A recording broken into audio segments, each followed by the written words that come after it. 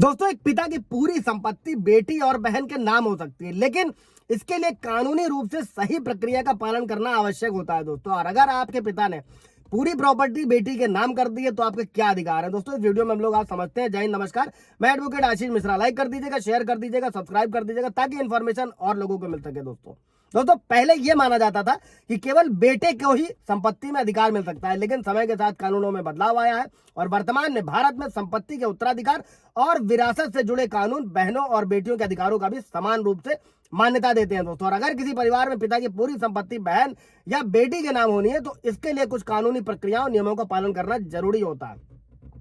विस्तार से समझते हैं दोस्तों, वीडियो को शुरू करते हैं। शुरुआत से अंत तक बने रहिएगा ताकि आप ये समझ सके किसी भी संपत्ति को बहन या बेटी के नाम पूरे कैसे हो सकती है। दोस्तों भारतीय कानून के तहत बेटियों और बहनों को अपने पिता की संपत्ति में बराबरी का अधिकार प्राप्त है और 2005 में हिंदू उत्तराधिकार संशोधन अधिनियम लागू होने के बाद में यह सुनिश्चित हो गया था कि बेटियों को भी पैतृक संपत्ति के में बेटे के समान अधिकार मिलेंगे दोस्तों। और इस कानून के तहत पैतृक संपत्ति, अगर संपत्ति पैतृक है यानी पीढ़ियों से चली आ रही है, तो बेटियों को भी बेटों के बराबर हिस्सा मिलेगा दोस्तों। हाँ, इसके अलावा अगर स्वार्जित संपत्ति है, यदि संपत्ति पिता द्वारा खुद अर्जित की गई है तो वो अपनी संपत्ति को अपनी मर्जी से किसी के भी नाम कर सकता है, चाहे वो बेटा हो, बेटी हो या फिर कोई अन्य व्यक्ति हो। दोस्तों अभी सिस्टर यानी कि बहन के नाम कैसे हो सकती है प्रॉपर्टी। दोस्तों कई बार ये देखा गया कि बेटा अपने परिवार या माता पिता के प्रति जिम्मेदार नहीं होते हैं, ना ही माँ बाप की बातों का अमल करते हैं और इस तरह की व्यवहार से माँ बाप नाराज हो जाते हैं। इसलिए कई बार पिता अपनी संपत्ति अपनी बेटी को दे देते हैं और बेटी के नाम पूरी प्रॉपर्टी किस तरह की जाती है इसके बाद ये समझते हैं।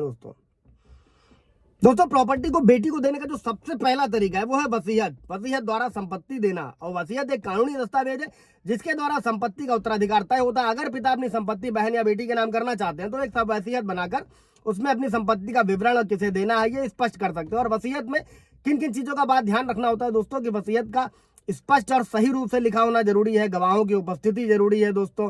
और वसीयत केवल पिता की मृत्यु के बाद लागू होती है, इसको ऐसे भी समझ लीजिएगा। दूसरा, गिफ्ट डीड का क्या प्रावधान है दोस्तों कि गिफ्ट डीड के तहत संपत्ति बिना किसी को पैसे दिए या बेचे जा सकती है, इसे कानूनी रूप से मान्यता प्राप्त होती है और इसके लिए भी कुछ प्रक्रिया होती है। फॉर एग्जांपल, गिफ्ट डीड को स्टाम्प पेपर पर ही लिखा जाना चाहिए, सब रजिस्ट्रार्ड के ऑफिस में रजिस्टर्ड करना जरूरी होता है और एक बार गिफ्ट रजिस्टर हो जाने के बाद में संपत्ति ट्रांसफर हो जाती है। तीसरा, रजिस्ट्री के जरिए अगर कोई भी संपत्ति हस्तांतरण है, अगर पिता अपनी बेटी को जीवित रहते बेटी के नाम करना चाहता है तो इसके लिए संपत्ति की रजिस्ट्री की जा सकती है। रजिस्ट्री की जो प्रक्रिया होती है वो भी किन किन प्रक्रियाओं का पालन करना होता है दोस्तों उसको भी समझ लीजिएगा कि बिक्री या हस्तांतरण का समझौता बनाया जाता है, रजिस्ट्री के लिए जो स्टाम्प ड्यूटी होती है उसका भुगतान किया जाता है, सब रजिस्ट्रार के यहाँ रजिस्ट्रेशन कराया जाता है और जिसके बाद में संपत्ति का स्वामित्व जो होता है दोस्तों वो हस्तांतरित हो जाता है। इसके बाद में उत्तराधिकार दोस्तों, अगर पिता बिना वसीयत के पिता की डेथ हो जाती है और उन्होंने कोई संपत्ति का उत्तराधिकारी निर्धारित नहीं किया है तो संपत्ति के हिंदू उत्तराधिकार अधिनियम के तहत बेटियों और बेटों दोनों को समान रूप से मिलेंगे। और अगर कोई